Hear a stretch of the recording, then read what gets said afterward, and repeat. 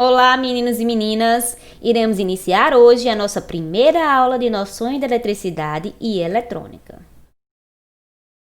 Vamos começar o nosso estudo através da eletrostática. E o que seria isso? É uma base científica para o estudo da eletricidade, porque ela aborda os princípios físicos naturais da eletricidade que são fundamentais para o entendimento dos fenômenos elétricos. Aqui nós temos a teoria eletrônica da matéria. Os fenômenos da eletricidade eram conhecidos desde a antiguidade, porém sem aplicabilidade. Então, no século 7 a.C., Tales, na cidade de Mileto, na Grécia, observou uma substância chamada âmbar, que, quando atritada, tinha a propriedade de atrair outros corpos. Âmbar significa elétron em grego, e por esse motivo, os fenômenos daí originados denominavam-se fenômenos elétricos, e a ciência que estuda esses fenômenos era denominada de eletricidade. Aqui nós temos conceitos importantes que devemos estudar, que são matéria e substância. A matéria é aquilo que constitui todos os corpos. Ela pode ser percebida por qualquer um dos nossos sentidos. A substância é cada tipo particular de matéria. Moléculas e átomos. A molécula é a menor parte em que se pode dividir uma substância.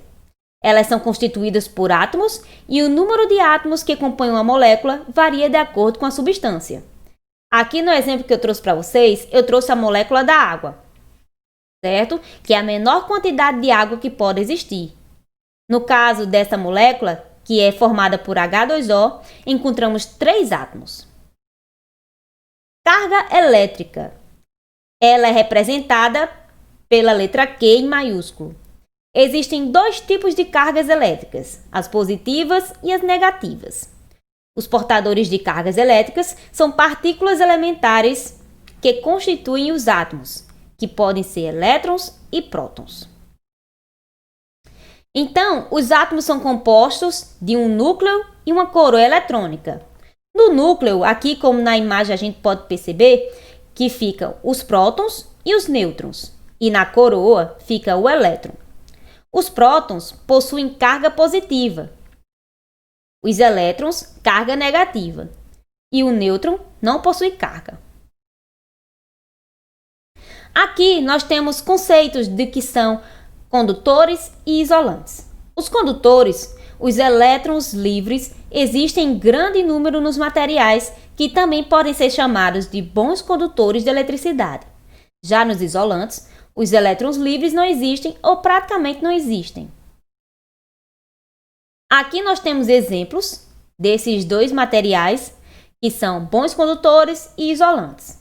Nos exemplos de bom condutor, nós temos o ouro, a prata e o cobre, que são metais.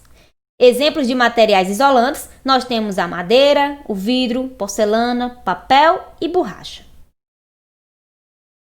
Então, agora nós vamos ver os princípios da eletrostática. O primeiro princípio que a gente vai ver agora é o da atração e repulsão, que da observação experimental pôde-se obter a chamada lei de Dufay. Essa lei dizia que corpos eletrizados com cargas do mesmo sinal se repelem e corpos eletrizados com cargas de sinais contrários se atraem. Aqui é o que podemos dizer que os opostos se atraem. Temos aqui o princípio da conservação de cargas elétricas, que é um conjunto de corpos que não trocam cargas elétricas com o meio exterior. Aqui nós temos a soma das cargas elétricas que permanece constante. Aqui eu tenho uma atividade para vocês. Eu quero que vocês diferenciem a matéria da substância, defina condutores e isolantes e me deem exemplos desses 2, dos condutores e isolantes, e cite e explique os princípios da eletrostática. Então, o que nós aprendemos hoje?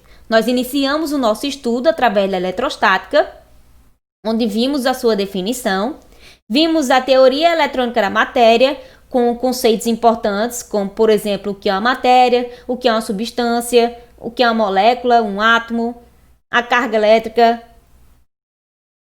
onde nós vimos os prótons, elétrons, nêutrons, Vimos que os prótons têm cargas positivas, os elétrons têm carga negativa, que o nêutron não possui carga. Vimos os materiais que são condutores e isolantes, vimos exemplos deles.